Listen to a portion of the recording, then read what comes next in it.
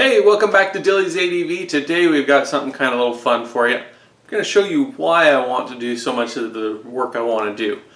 I need to make I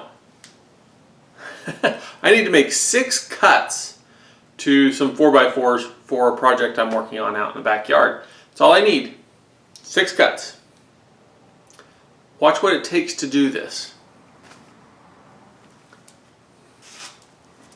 So there you have it. That is the reason I need to do some of these projects I have in the works. I'm still in the process of designing, like I said, on several of them. So they are a work in progress.